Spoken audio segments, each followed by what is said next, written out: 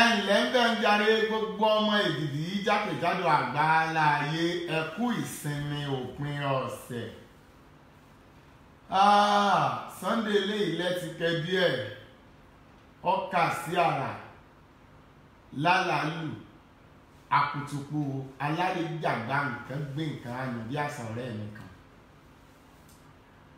Níbi tí mo gbé ń jayé orí mi lọ́wọ́lọ́wọ́ báyìí mo sùn mo nà fẹ́lẹ́ mo ní kí n máa fi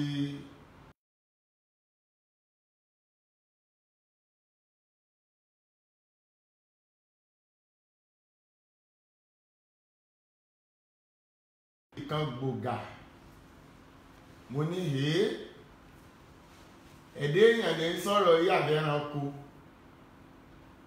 asínwín lélẹ́yìn ni àbí wèrè ọ̀rọ̀ ọjọ́ tádágí lásá ọjọ́ tí wèrè tààrà. ẹ̀yin ọmọ Èdìdì jákèjádò àgbáyé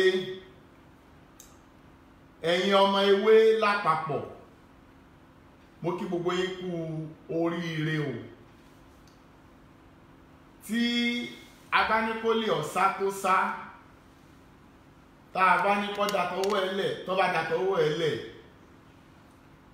Yorùbá ní ọ̀dà káyin ọfà káyin òǹtàfà ká sì ní ojú tó sin ọfà dọ́dọ̀ ẹranko. Ẹ bá mi share program yìí ó ní agbára gan. Mo fẹ́ analyze àwọn nǹkan tí kò yé wa tí wọ́n ń gbé sí orí ìkànnì ayélujára tá a dẹ̀ ń jó tá a dẹ̀ ń yọ̀ lórí ẹ̀, pàápàá jùlọ abiyamọ ló yẹ kó gbọ́rọ̀ tìrọ̀lẹ́ yìí yàtọ̀ sábíagbá. Ṣé àgbàgbé èdìdí ọ̀rọ̀ ìtumọ̀ rẹ̀ ní ká sí ọ̀rín kìnnìún àlàyé lórí n tó ta kókó tí ò yé èèyàn ká sì fi yé ara tí èdìdí ọ̀rọ̀ dúró fún nìyẹn. Èdìdí ọ̀rọ̀ ní títan ìmọ́lẹ̀ sí ọ̀rọ̀ kan tó ta kókó lójú gbogbo èèyàn ṣùgbọ́n tí àdìtú rẹ̀ tó yé ẹnìkan yékéyéké. Ṣé gbàgbé wípé mo sọ fún wa wípé yàtọ̀ sí pé Estabod ń bú mi, ọ̀rọ̀ èmi àti ẹ̀ is more or less spiritual than physical. Nítorí náà bí ẹ bá share prógrámù tòní yìí ẹ ṣe ọ̀pọ̀ ẹ̀dá lóore. Ó ní ẹ̀yin tí mò ń dúró dè kí n tó fọ́nkóńkó ọ̀rọ̀ mọ́lẹ̀. Estabod ti jẹ́wọ́, àṣírí tú, ṣàǹgbá fọ́, ọ̀pálámbá ọtí òyìnbó fọ́ onígbàǹso òrìṣo. Pèdèpèdè ní mí ojúdá ọmọ Yorùbá tí wọ́n bí sínú oko tó mú mi oko dàgbà, mo gbédè Yorùbá lágbọ̀yanjú. Ẹ̀yin ọmọ Yorùbá tí ẹ fẹ́ kú sínú ìdè tẹ́ ẹ wà ní inú ewé nation. Àlàyé tí mọ́mí yín ìyá ewé ṣe torí pé ọ̀pọ̀lọpọ̀ yín ẹ gbédè. Gbogbo nǹkan tí Estabod ń sọ òun lẹ fi máa ń ṣe àwàdà. Ṣùgbọ́n àwọn kan wà níbẹ̀ tó jẹ́ pé òdodo ọ̀rọ̀ pọ́nbélé ló ń sọ fún yín. Ṣùgbọ́n látàrí ìraníyè, àìní ìsítí, fífi jújú boni lójú, ó jẹ́ kẹ́ẹ̀sì mọ́ tẹ̀lé Estabod ọmọ Fóyèkẹ́ Abọ́dẹrìn Àṣàbí bíi gọ̀ǹgọ̀sù. Wọ́n pè mí nírú àsìkò yìí torí Ọlọ́run ni mo fi bẹ̀ yín. Ohun tí mo mú wálé ní gbẹlẹgẹ gan. Nínú sọ ẹyọ kan Estabod yìí, àlàyé tí ń bẹ níbẹ̀ ó jẹ́ ìpele 11 tí kan ò sì jọ kan. ó ṣeé ṣe kó jẹ́ pé ìpele 2 sí 3 ni màá lè túwò lénìí torí àwọn ọmọ mi tó fẹ́ sọ̀rọ̀ pé yẹn ẹ̀ndín lọ́wọ́ ẹ̀sàgbéjẹ́mọ́wọ́ ẹ̀yin tẹ́ ń pe Telegram ẹ̀yin tẹ́ ń pe WhatsApp yìí tí ẹ fẹ́ gbọ́ kọ́ọ̀lù kankan báyìí lórúkọ Olúwa òfò ní ṣe wá ẹ máa bá ń ṣe ọ̀rọ̀ ẹ̀ tẹ́ ẹ bá fẹ́ mọ bí àṣírí gbà tú ẹnu Estabod lẹ́ ti gbọ́ ọ̀rọ̀ fúnra rẹ̀ ìgbà yẹn lẹ́wàá mọ wòlíì Kàsálí ní wòlíì ṣé ẹ gbàgbé ètò tí mo ṣe àwọn ọmọ ewé gbọ́dọ̀ gba òmìnira ṣé ẹ gbàgbé November òun la bẹ̀rẹ̀ ètò yẹn ọmọ ewé wọ́n gba òmìnira now nígbà tó di December ẹ má bínú fóònù mi ní ṣàlàyé ọ̀rọ̀ nígbà tó di December àdúrà tí mo gbà fún gbogbo ọmọ ewé ó bẹ̀rẹ̀ sí so èso rere iye àwọn èèyàn bẹ̀rẹ̀ sí sí ẹ jẹ́ kí n kọ́kọ́ fi eléyìí tó wa létí pé lórí Facebook tí mo wà yìí lórí ìkànnì ayélujára tẹ́ ẹ ti ń gbọ́ mi mi ò dáṣẹ́ jẹ́ níbẹ̀ mi ò dá wábẹ̀ mi ò wówó wábẹ̀ ṣùgbọ́n máa lówó ń bẹ̀ mi ò wó kìkì wábẹ̀ òkìkí ti dé already mi ò wá ọlá àtọrọ̀ wá síbẹ̀ ṣùgbọ́n àtọlá àtọrọ̀ yọ tẹ̀ lọ́wọ́ nítorí oúnjẹ oníṣẹ́ ó tọ́ fún un mo ti pàdé àwọn gbajúmọ̀ àwọn ẹni bí ẹni èèyàn bí èèyàn àwọn bọ̀rọ̀kìnní ènìyàn láwùjọ kí ìkànnì ayélujára ó tó dé ẹ yẹ kí n máa ṣàlàyé fún yín pé Estabod Àṣàbí ọmọ Fóyèkẹ́ ó wá sí orí ìkànnì ayélujára ní 2012 according to her bí àṣà ilé ìwò ẹ kí n máa sọ fún yín pé mo ti ń gbóhùn sáfẹ́fẹ́ as far back 1997 ẹ̀rí jẹ́ mi nso ó sì wà ní Galaxy television lókè ààrẹ ẹni bá débẹ̀ kó béèrè ètò tí wọ́n ń pè ní Orosi program tí Adégbóyèga Àyẹ̀rú ọmọ láàyè ìyẹn burú afájá àlọ́ àṣejù bàbá òjò òjókòtolú ọ̀sọ́nà gbẹ́sìn àgbẹ̀kan òṣò ògùn bíi alárìnàká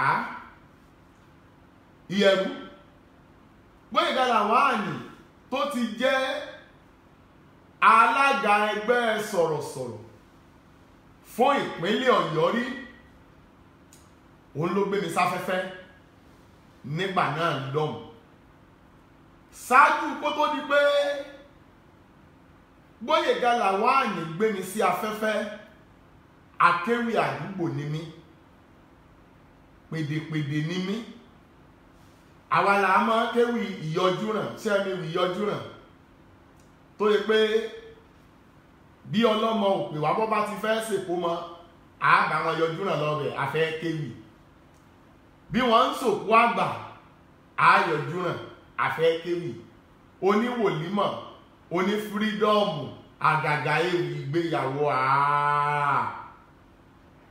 ànànúdé rẹ̀ ẹ̀bùn yìí ni Mrs. Badmus rí Mrs. Badmus tí mò ń sọ nípa rẹ̀ yìí ọ̀gá àgbà tíṣà ni ọkọ rẹ̀ Badmus ọ̀gá ni ní NEPA nígbà náà lọ́hùn àwọn ni wọ́n rí ẹ̀bùn tí wọ́n rí ògo Ọlọ́run lára mi tí wọ́n ta mí látàtòkò látọ̀jẹ́dèjì ó di wọ̀ ní booking office Gbóyèga Làwáàní tó ń bẹ ní NTA yẹn wá sí dé great bus stop yẹn tó bá gbére ọ́fíìsì Gbóyèga Làwáàní ojú MC tó gbó lẹ́nu gbólóhùn mi mo débẹ̀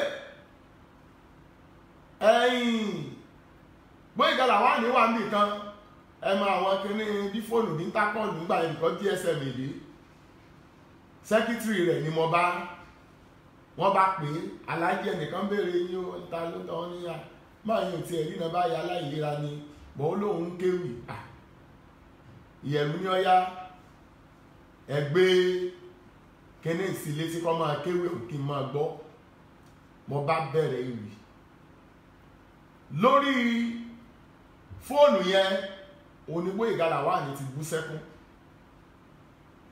ẹ̀sìn lẹ́yìn yóò rí náà gìrìgìrì lọ sáde níbi tó wà ó ní ayé ò gbúrò mi máa dẹni tí ó máa sọ̀rọ̀ lórí mo máa wòrán eré ni mo pè ó nígbà tó díjọ́ Sunday rẹ̀ Sátánì bá gbèsè rẹ̀ dé lójó ogun táwọn yìí bá bẹ̀rẹ̀ ó bẹ̀rẹ̀ látàárọ̀ kódà títí aago kan mo nírọ̀ lọ pa mo bá korí bòjò láti Mr. House lọ́jẹ́rìjì ó di wáí ẹni tó bá mọ Ọ̀jẹ́dèjì sí ìlú Ìjàyè ìrìn tó nà sẹ́ni ibẹ̀ ni mo ti rí mọ́tò ìgbà tọ́lọ́run ó ṣe mí lóore mọ́tò tí mo rí níjàyè bẹ̀rẹ̀ ló ti sọ èmi àti Níyì Àjàyí tó fà mí lọ́wọ́ kalẹ̀ ṣùgbọ́n òjò tá a wí pa wá láti Ọ̀jẹ́dèjì ó ti kọ́ pa wá déjàyè aṣọ ètùtù àbí aṣọ ìgbẹ́ni kí n wí ẹ̀foríjì mi èyí tó wá pa wá láti bẹ̀rẹ̀ dókè ààrẹ aṣọ ti di jẹ̀gbẹ̀nì wọ́n ti bẹ̀rẹ̀ ètò Gbóyèga ti bẹ̀rẹ̀ sí ṣe awareness afọ́jú kan bọ̀ yóò kéwì náà mo dé ṣùgbọ́n látorí dé ìsàlẹ̀ ni mo ti tutù òjò ti pa mí òjò lu ségè sí ńlá báwo la ṣe wá gbé kámẹ́rà sí ẹni òjò ti pa báyìí orí rọ́ọ̀gì gbogbo tí wọ́n tẹ́lẹ̀ ń bẹ̀ pé tọ́mọ yìí bá dúró bíbá ẹ ti mọ bómi ṣe rí lára rọ́ọ̀gì wọ́n ṣe stúdíò yẹn lẹ́sàn-án nígbà yẹn jẹ̀gbẹ̀nì ó ní ẹjẹ́ lọ dúró tàbí ẹ̀ka ara rẹ̀ ó ro mo ní ogun lé bàbá mi ọmọ gbọ́dọ̀ tẹ̀lé mi débì yìí mo wá bẹ Ọlọ́run gbàtà ìrísẹ̀jú méjì àfi bíi pé wọ́n lọ wá ìtàwá nìkan lásán bá gbẹ lọ́rùn mi mo já wọlé mo ní aláàjì aṣọ mi ti gbẹ àtẹwọ́ sọ́n stúdíò wà wọ́n bá ní kí n wá kí n bá bọ́rí ètò kò sí abiyamọ tó wo ètò yẹn jọ yẹn tí ò sunkún wọ́n ń pe arábìnrin kan ní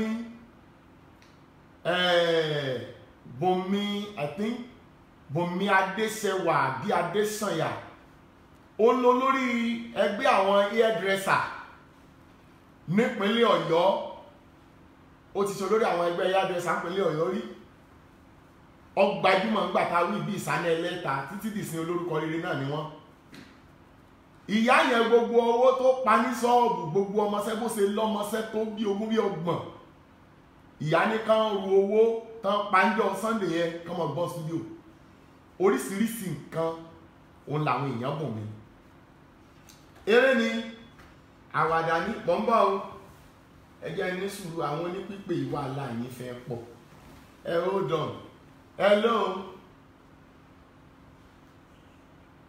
tẹ̀lé mi mo wà lórí Facebook live so jẹ́ pé ọ padà báyìí kán mọ́ búlọ́ọ̀gì rẹ̀ ọba lè lọ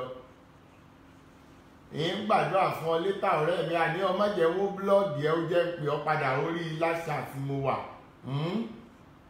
hello àwọn fẹ́ wó búlọ́ọ̀gì ẹ ni wọ́n máa búlọ́ọ̀gì rẹ tẹ̀lé mi máa lọ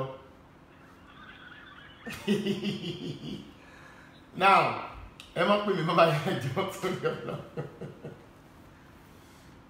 eré ni àwàdà ni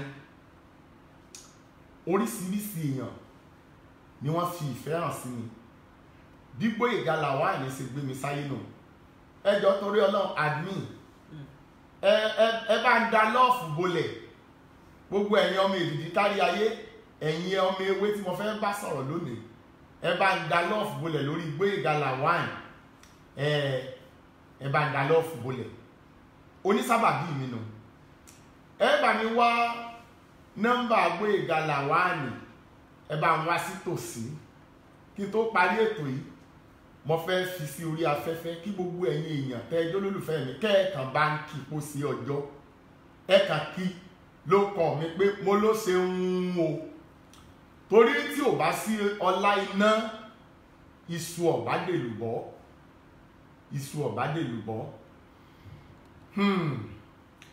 mo bẹ̀rẹ̀ sí agbóhùnsáfẹ́fẹ́ mo dolókìkí ètò tí wọ́n ń pè ní Orosi program ń gbà yẹn mọ́lẹ̀ oṣù sí ni àfẹ́ni tí ò bá ní báláyé tábà wá gbé 1997 sí 2012 ẹjọ́ sàtàlàgbà ta ní pèdèpèdè ta ní òye èdè lè yé láàrin èmi àkàsàbí ọmọ Fóyèkẹ́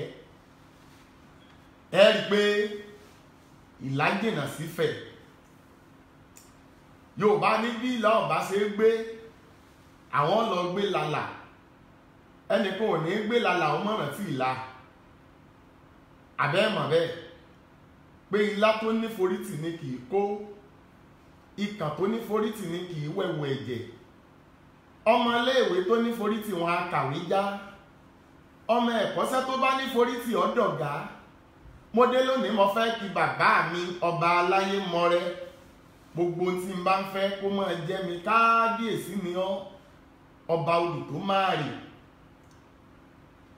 ọba mi òkìkí ọ̀káká òkìkí ọba agbóláyà bí àrá ọba tí ń jẹ́ èmi ni ọba alágbára lórí aṣebi takọtabo ẹbẹ̀rù ọba afàṣẹ sọ̀rọ̀ kò sẹ́ni tó kàǹkà lọ́wọ́ ọba tí ń jẹ́ kásùn tí kì í jẹ́ kájí olúwa tí jẹ́ kájí bá a bá sùn ọba òdodo ẹni tó tóbi lọ́wọ́ ọba mímọ́ ẹni tí ń gbọ́ tolúwa ní èèyàn tó bá mẹ́bọ mẹ́sìn wọn ọ̀tá gẹ́rẹ́ bọ́ bá kú iná lókù tí ó wọ̀ wípé èèyàn kọ́kọ́ ń gbé ohùn sáfẹ́fẹ́ tí ó mìlú tì lórí ìkànnì ayélujára ti Facebook live orí ètò Kọ́lá Olóòtú live ó ní mo ti kọ́kọ́ bọ́ sí orí agbágbé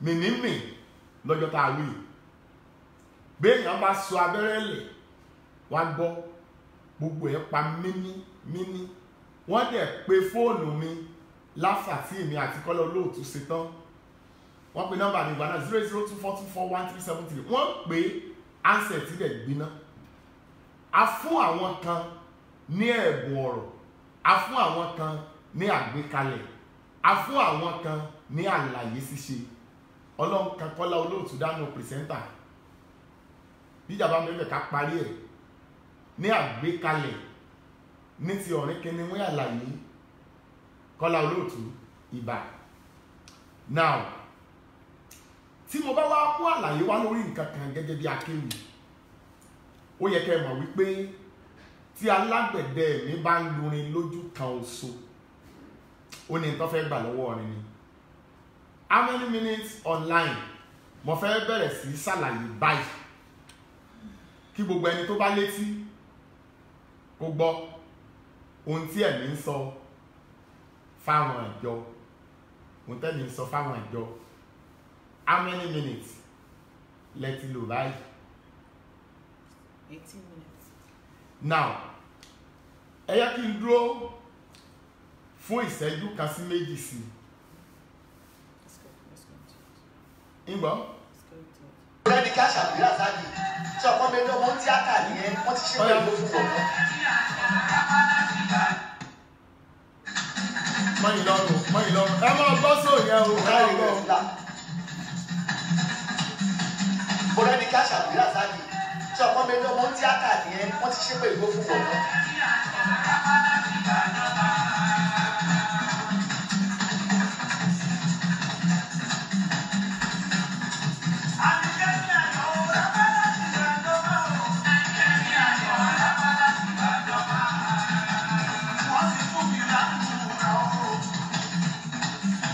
wọ́n bọ́ o wọ́n ní wọ́n fẹ́ gbọ́ o ànípẹ́ níbẹ̀ o ẹ gbọ́ ohùn ìyá ewé fúnra rẹ̀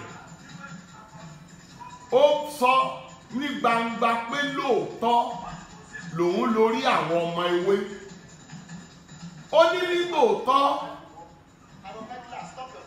mọ̀ ń bọ̀ ẹ bá ń sún wájú díẹ̀ bá ń sún wájú díẹ̀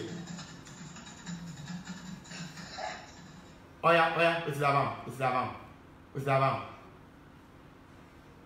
ń bọ̀ ẹ wó dọ̀ ẹnìkan ń pè yìí ẹ yé pè hello hello ń mo lẹ ti ń sọ̀rọ̀ yìí ta ló ń sọ̀rọ̀ yìí ọ̀rẹ́ mi jẹ́ ń pè ọ́ padà mo wà lórí ètò ókè yìí náà wà láìpẹ́ ẹjẹ́ ń pè yìí wọ́n máa blọ́ọ̀gì yín o.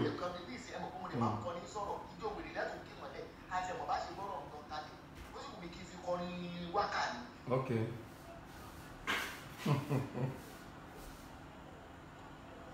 Sanko kò lè báwọn ọmọ ẹ sọ̀rọ̀ kan yìí jó mọ́.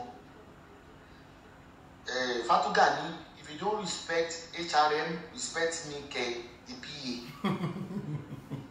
Ọmọbọlá lẹ́kọ́ ní ẹgbà ìtúsílẹ̀ ní dáńsà. MJBL gba ìtúsílẹ̀ wọnú ọgbà ìdìdì lọ. Sábà sí kòtò tó bá débẹ̀. Àmì o. Kọ́láwọlé, let me just continue my dancing if I have to go to ìdìdì. Kọ́láwọlé, wọ́n ti wà ní ìdìdì tẹ́lẹ̀ ìdìdì odò. Okay, ẹ má jòmó kẹ ẹ lọ sínú ọgbà ìdìdì. Okay, ẹ já padà ẹ má lọ sínú ọgbà ìdìdì. Oh God, kí ló ṣàwọn ọmọ yìí gan pàápàá? Mo ní iye ìdìdì ní pẹ́kẹ́ ìgbà tún sílẹ̀ kẹ wá sọ́dọ̀ mo ní mo tún nílẹ̀ máa lọ ní ìdìdì. Àwọn ẹ̀yìn tẹ́ ìjò ẹ wá ní bẹ́ẹ̀ kàkà bẹ́ẹ̀ mọ́ ọjọ́ lọ ní ẹ̀ lọ́nú ìdìdì. Èèyàn kú sí yàn lọ́rùn ní kété fẹ́ta kú sí mi lọ́rùn. Mo ní àjọṣe papọ̀ mo ní mo tún yín lẹ̀.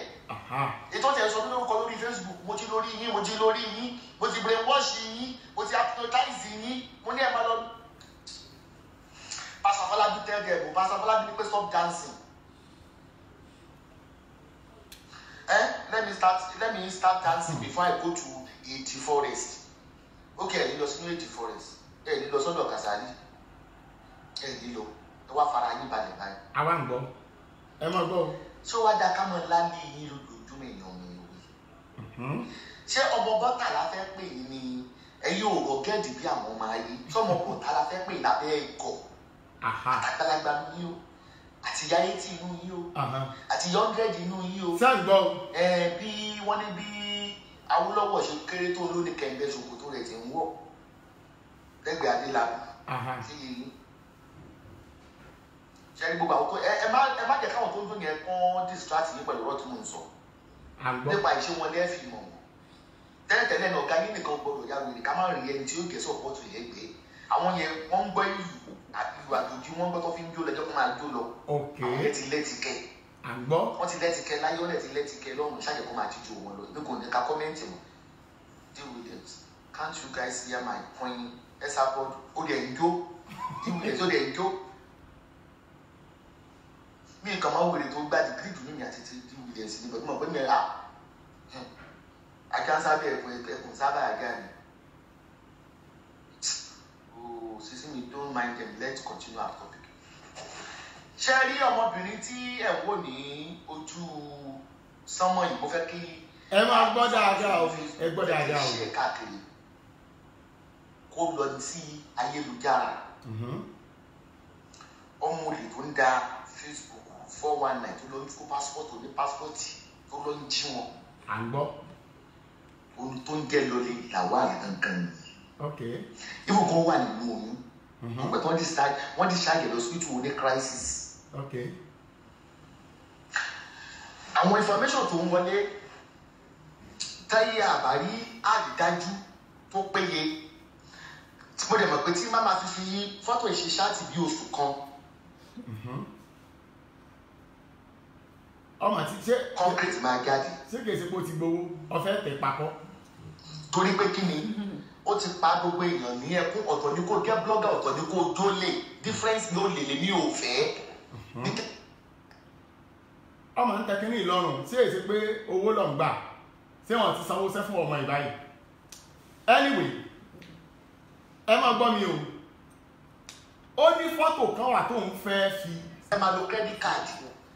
Kẹ́ẹ̀kan fi credit card ra aṣọ ní applique. Tẹ́ ẹ̀ pé ní stone àwọn applique kábà. Wọ́n lè applique mọ́ à ń gbọ́.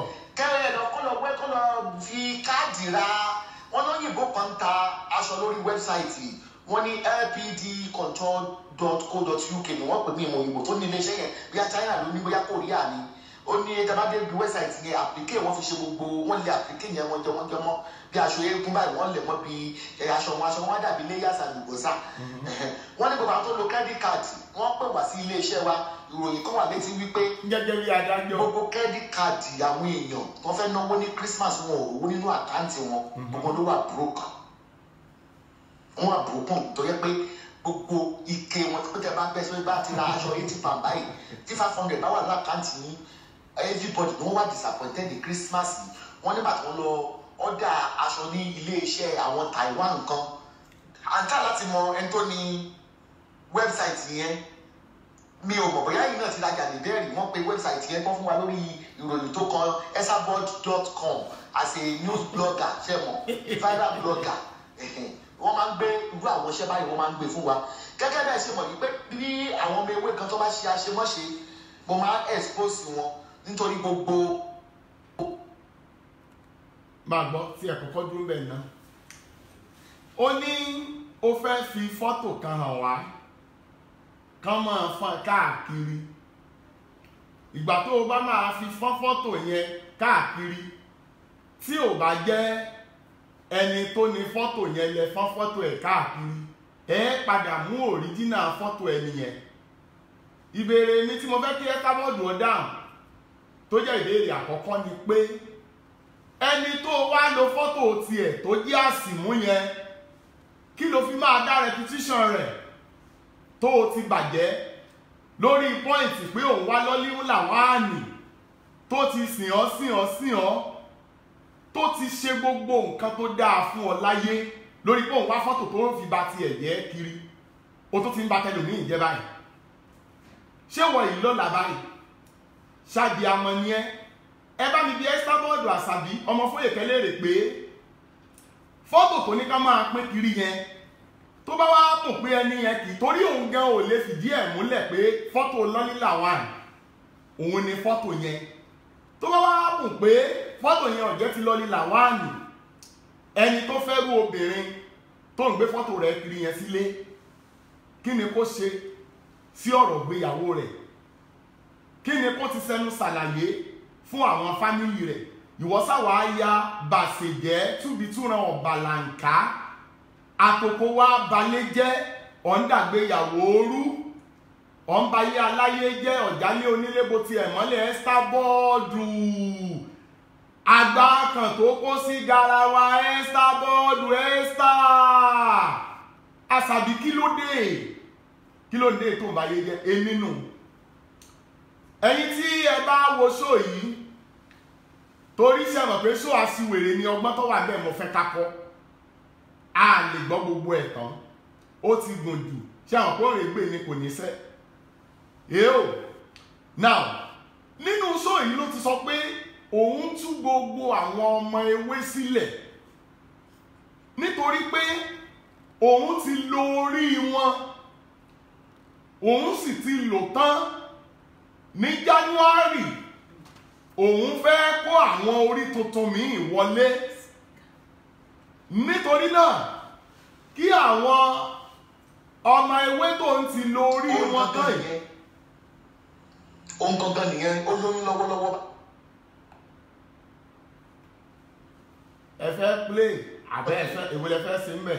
mi ní ìdàgbé ò ní di if you are not proud of me get out from my circle. If you are not proud of me get out from my friends sphere.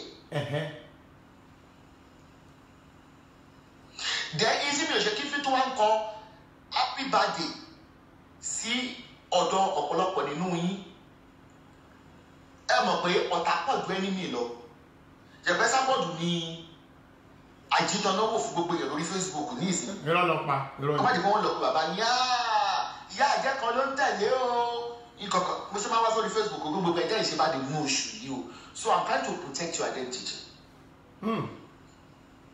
olórí òpùrọ́.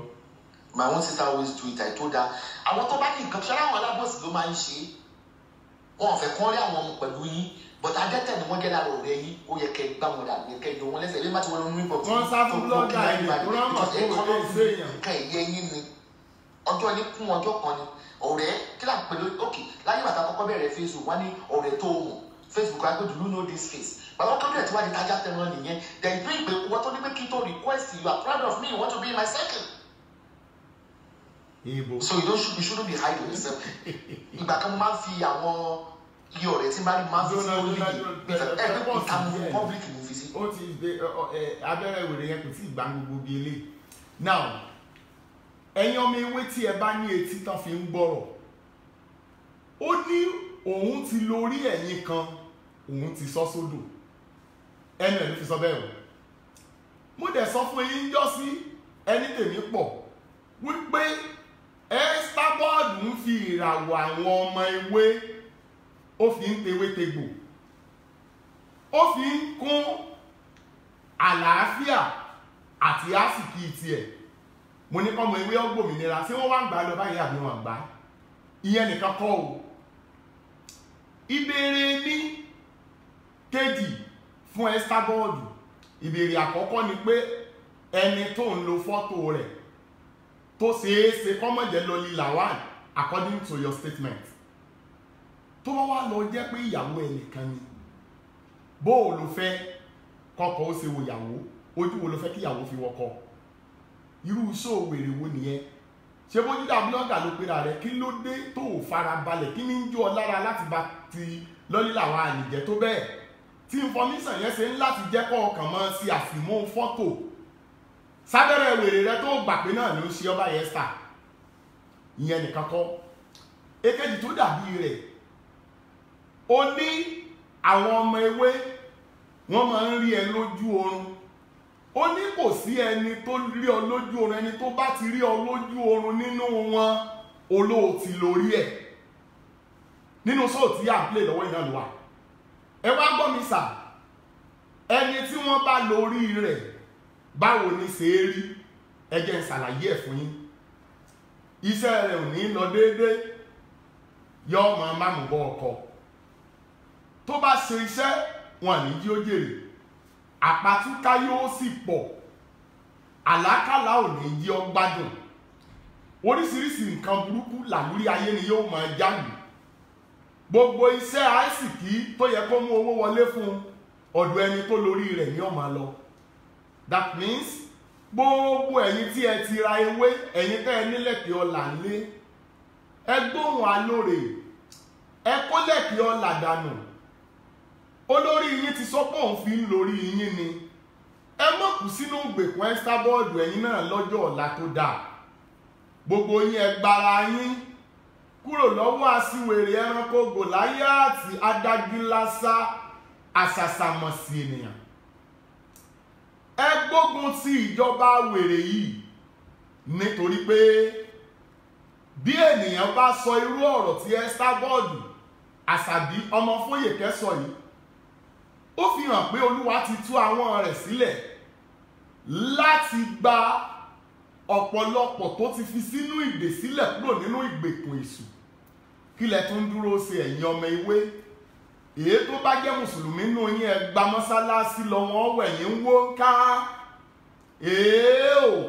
èyí tó bá jẹ́ gbàgbọ́ nù yín ẹ mórílé ṣọ́ọ̀ṣì tí wọ́n gbé ń gbàdúrà ẹ má bà 2019 jẹ́ o gbogbo ọmọ ewé ẹgbà tí ó sílẹ̀ ẹgbòmìnira ẹjẹ́yẹ yín ó sì ẹgbóhùn alóore ẹgbóhùn alóore abẹ́ ìgbọ́n tẹ́ Estabod wí ni ọwọ́ abẹ́rẹ̀ sí ṣépè èyí tó ti 70 èyí tó ti 80 nínú yín ó ló pò ló ní gbogbo yín ọlámukun mẹ́fà fọ́fún gbé mu ayíràdà ní gbogbo yín ó ní ẹ̀ẹ̀tọ́ kan ó ní tó ń bá pa yín pọ̀ ṣúrúṣú tó ń bá sàn yín dànù máràwọ̀ ó ní kò sí ti pa yín lè ṣe ó lẹ́ẹ̀ ti di adìrẹ àgíríìkì ó ní gọ̀dúgọ̀ lẹ́ẹ̀mọ tẹ̀lé òun bí àgùntàn tí ò lólùṣọ́ ẹ sì tún dúró ń bẹ̀ ẹ wá gbọ́ mi kò sí ní tó ní kẹ́ ẹ mọ́ wo sọ Estabod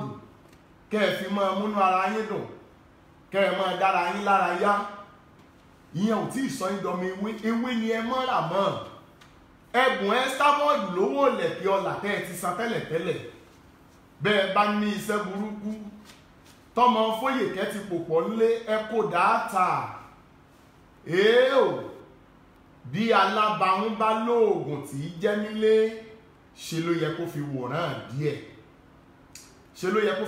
díẹ̀ by the way èésì ọ̀ Estabod èésì ọ̀ ẹ̀wẹ̀wẹ̀ tó fi jẹ́ pé ilé onílé lọ ń dàrú ayé àwọn obìnrin ọgbẹ́ rẹ lọ ń bà jẹ́ kí ló dé tó jẹ́ pé gbogbo àwọn tó bá wà lókè bí wọ́n ṣe padà wá sísàlẹ̀ onírònú rẹ lọ́jọ́ gbogbo kí ló dé tí agbára burúkú òkùnkùn gbé ọwọ́ bí ẹ̀wù òun bóṣó ọgbàṣẹ lọ́wọ́ oṣó tó bóṣó òun bú àjẹ́ ọgbàṣẹ lọ́wọ́ àjẹ́ kó tó bú wọn.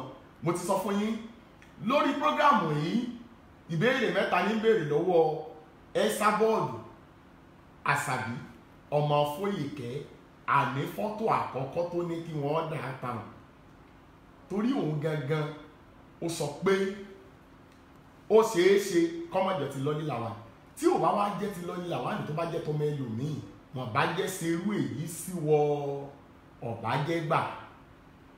Ìbéèrè àkọ́kọ́ nù. Ìbéèrè èkejì àbà ọkùnrin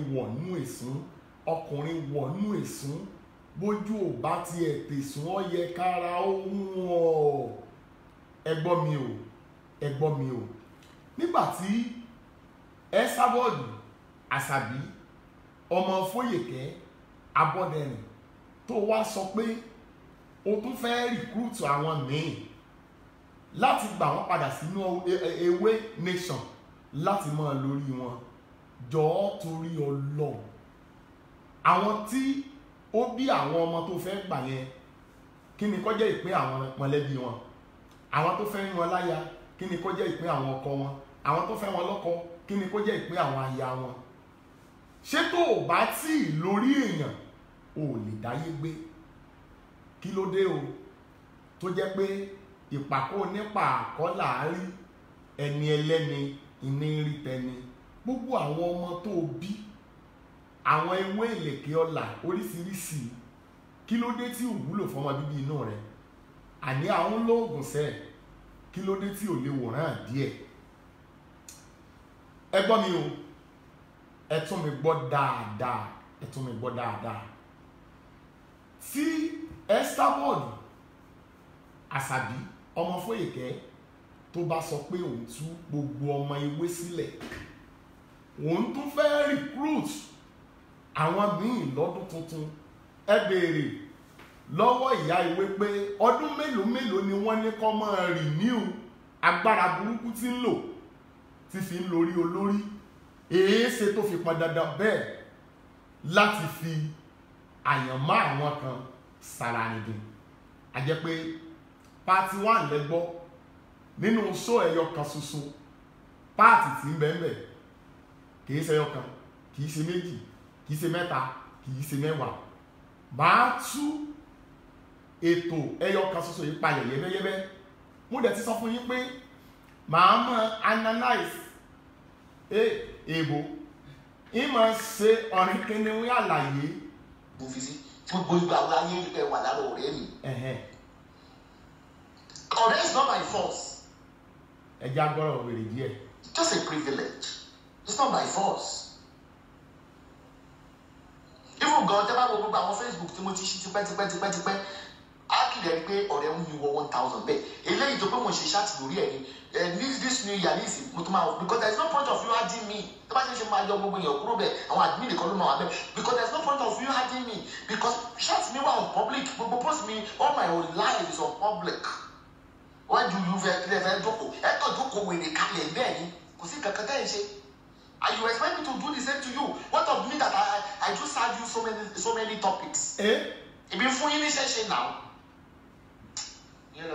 ẹ̀yin ọmọ ewé dídìrín ní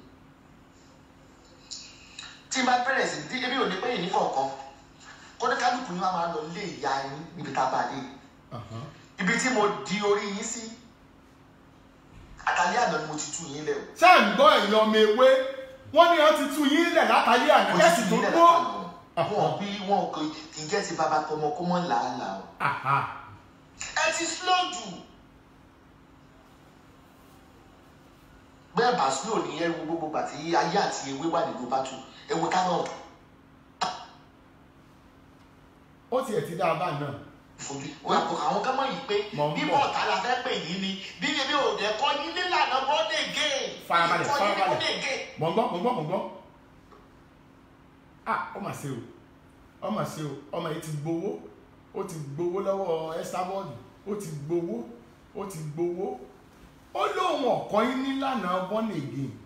mo ń bi yín léèrè ìbéèrè tó gbẹ̀yìn fún Esabod fún tòní ni pé ẹ jọ̀ọ́ màmá ewé ọmọ tí yín mélòó ló wà nínú àwọn tẹ́ǹtì síjà ẹkùn àdéhùn ò lè sọ̀rọ̀ àbódì ni wọ́n ni.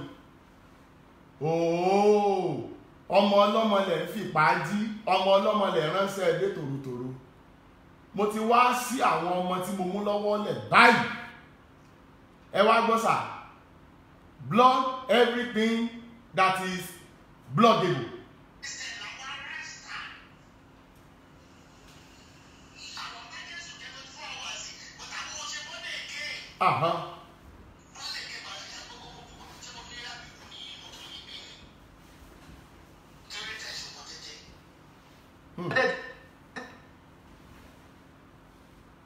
ọ̀dà nẹ́tíwọ̀kì yìí ṣe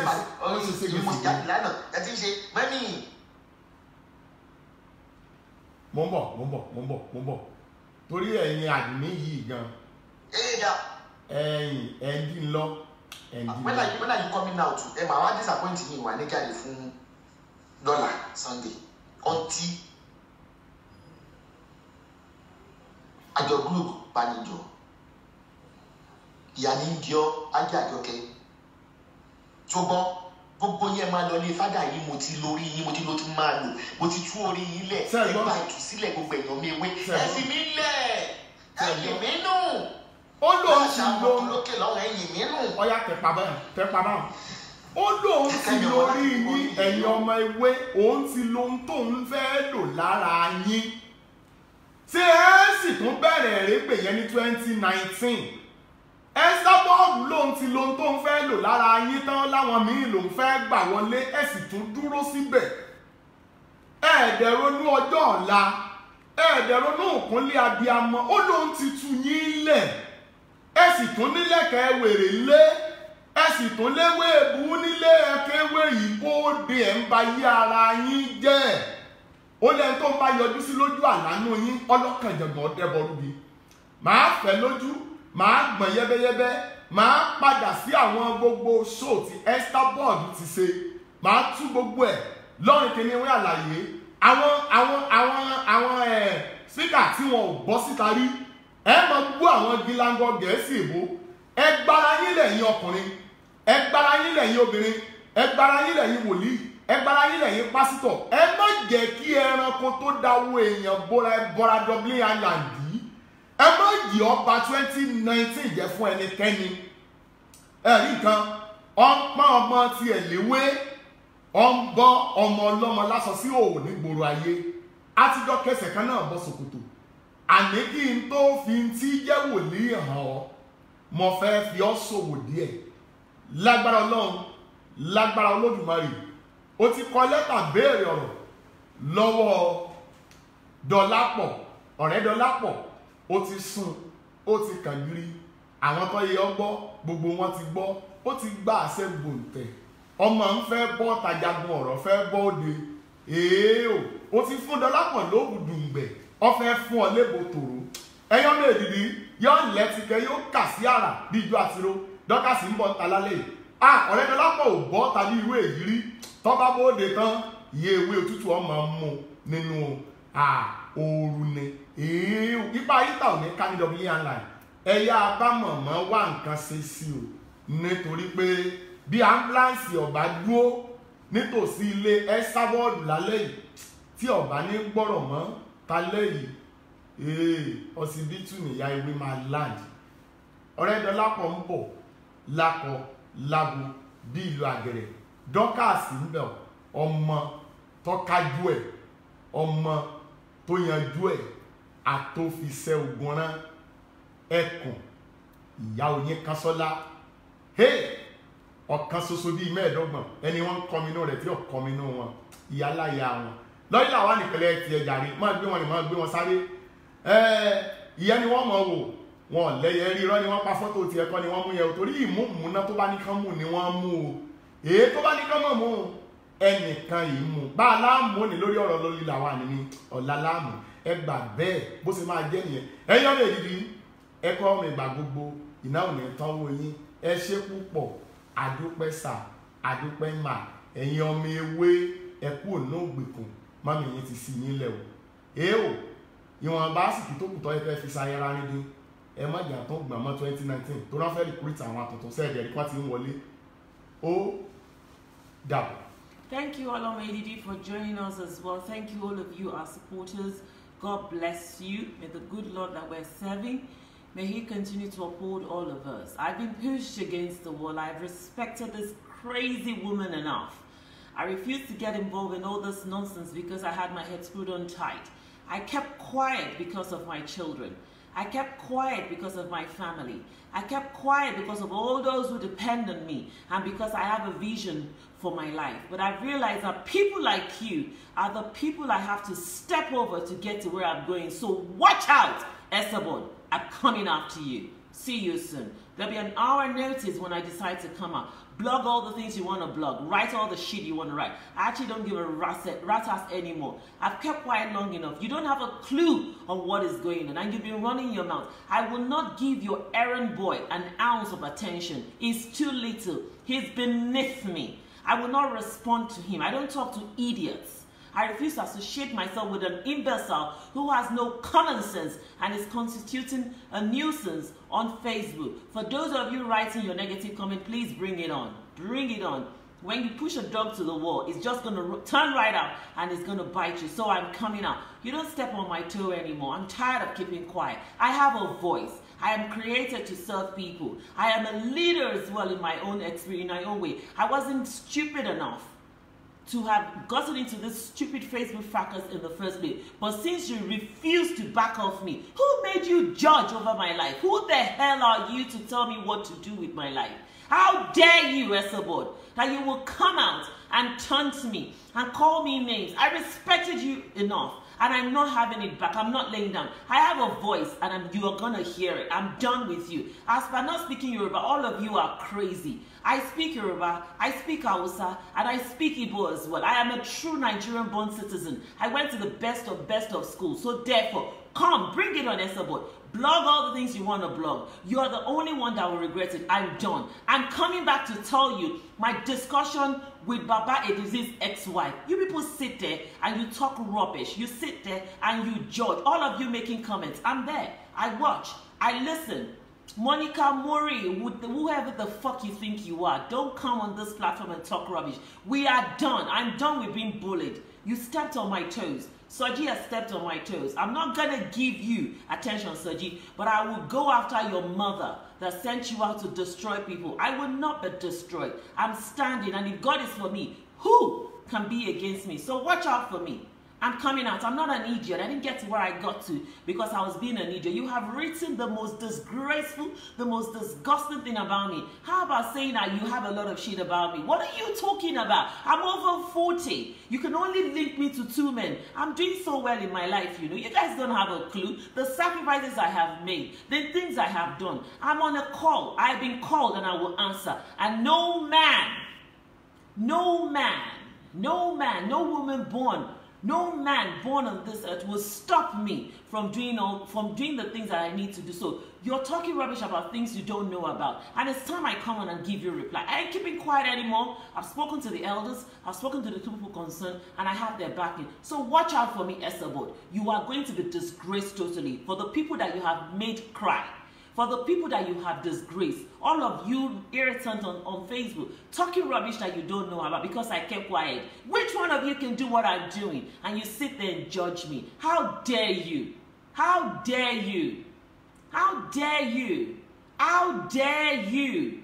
You crazy, sad, moronic depressed people, going on different pages and writing rubbish about people. I ain't hurt, I am bothered, but I'm coming out because I have a voice and I'm going to talk. Yoshi. Goodbye and see you soon.